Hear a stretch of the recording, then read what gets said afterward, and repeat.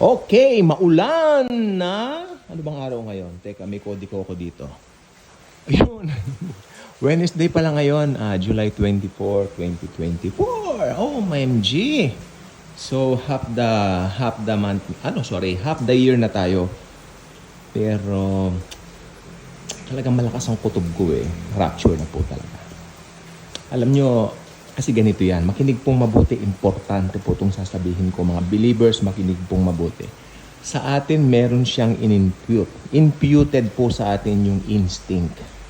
Yeah. Walang nakakaalam kung kailan mangyayari, pero may instinct ka na, malapit na siya. Okay. Di ba? Yun ang bonggang pananampalataya na talagang gusto ni Jesus. Meron tayong lahat. Anytime, Jesus will fetch us. Tama ba yung English ko, fetch? Susunduin niya, fetch. He will fetch us to be with Him. Why? Because ito po ay part 1 ng ating topic, the Tribulation Saints. Okay, dito magbibigay tayo ng mga senaryo kung ano yung mga mangyayari sa bawat tao during the tribulation age, no? At lalabas po dyan yung mga tribulation saints. Why? Paano mangyayari? Umpisahan na po natin. Okay. So, na-rapture po tayo mga believers. So, outside do kalambo na tayo dito sa usaping ini, no? Usaping ito, dahil ito po ay ang mga makakaranas ay ang mga unbelievers po. Ngayon, sino yung mga unbelievers? Ito yung mga hindi naniniwala na sapat na si Jesus para maligtas sila. So, naniniwala sila na kailangan gumawa ka ng mabuti para maligtas. Kailangan gumawa ka ng ganito, puro gawa. Nagbe-base sila sa gawa, mga unbelievers yan. Maiiwan yan. Yung mga nagtuturong nawawala ang salvation, maiiwan yan. Papasok na sila ngayon dito sa tinatawag na tribulation at great tribulation. Ayan. So, sila po itong nandito ngayon. Scenario number 1. Okay. The religious. Isulat nyo. The religious. Sino itong mga religious na naiwan? Ito yung mga tao na akala nila Kristiyano sila. Sila ay aktibo, pagpipraising, nagpupunta sila sa mga street, nag-i-street preach sila, pero ang dala nilang balita, pananakot. Magsisi o mamatay. Ganyan ang kanilang mga preaching. Tapos, pag hindi kayo sumunod kay Jesus, mawawala ang inyong kaligtasan. Yan ang kanilang pre-preach sa mga kanto-kanto. Sa Avenida po, kadami dyan. Maniwala kayo sa akin. Baklaran, kaya po, marami diyan, no? At Raon. At dito sa may bahagi ng UST, yung De Los Reyes, may nakita ko one time nangangaral dyan. O nga naman, maraming target doon ng mga estudyante na pwede niyang malinlang ng kanyang maling doktrina. So, yung pong gusto ko sabihin sa inyo, at sila ay nananangan sa bautismo bilang paraan to add to Jesus Christ. Hindi sapat si Jesus sa mga taong yaan. So, sila po yung tinatawag nating the religious. Okay. Ngayon, sa lahat ng ito, akala nila save sila. Darating ang panahon, sasabihin nila kay Jesus, Panginoon, kami po ay nagpalayas ng demonyo. O yan. Sila po yung mga mahilig doon sa tinatawag na slay of the Holy Spirit, slaying of the Spirit na tinatawag. Sila po yung mahilig dyan.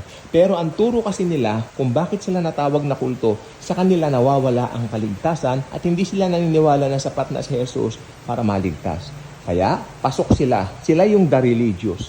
Akala nila dito sa church age sila ay mabuti sa sarili nilang gawa, sa sarili nilang performance. Kaya ngayon, pasok na sila ngayon dito sa tribulation. Pangalawang grupo, not interested.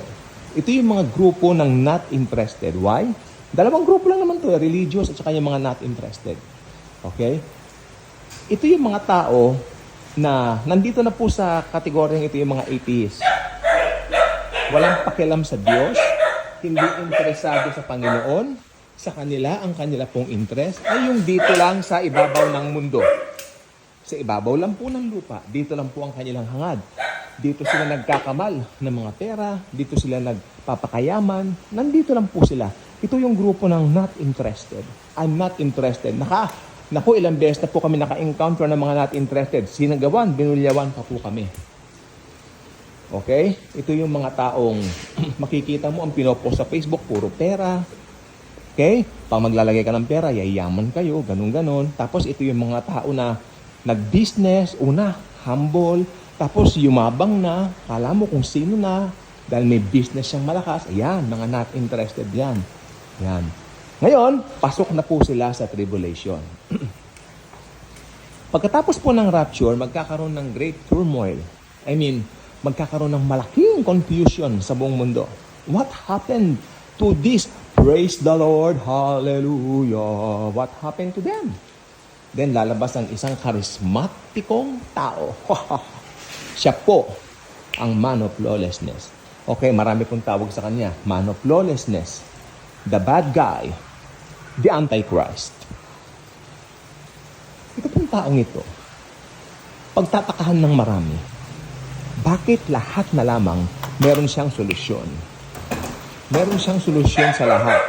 Bakit meron siyang pamamaraan na sistematiko? Well, the only answer lies to this one. Because of Satan himself. Sabi ng Biblia sa 1 Thessalonians, lulukuban siya ng kapangyarihan ni Satanas upang maisakatuparan ang lahat ng mithiin nilo ni Satanas. Dahil si Satanas po mismo ang may mithi na magkaroon siya ng karangalan sa buong mundo. At maisasakatuparan lamang niya ito pagparito ng Antikristo. While I was still young, while I was still a kid, I opened the Bible. Magandang balita, Biblia. Then I asked my mom, Mom, ano ito? Ang Antikristo. Sabi niya, kung merong Kristo, merong antay. Yun ang sagot sa akin. I was 4 years old or 5 years old at the time. So, yung panahon na kinder ako, nagbabasa-basa na ako, ang Antikristo, nabasa ko yan.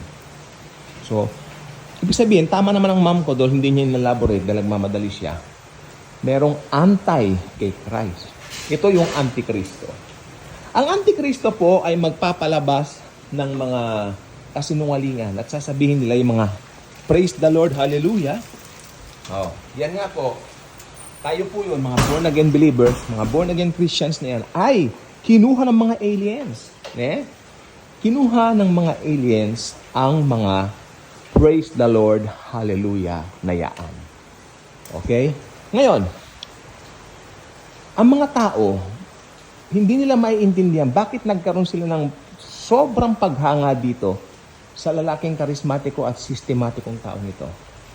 Dahil lahat ng katanungan nila nasasagot niya. Dahil lahat ng mga bagay may solusyon siya. Amen? May solusyon siya sa everything. Kaya nakalimutan nila yung mga kamag-anak nilang nag-disappear. Tayo po yun. At napako na po sila dito sa karismatikong leader na ito. Na kung tawagin ng Biblia, the Antichrist.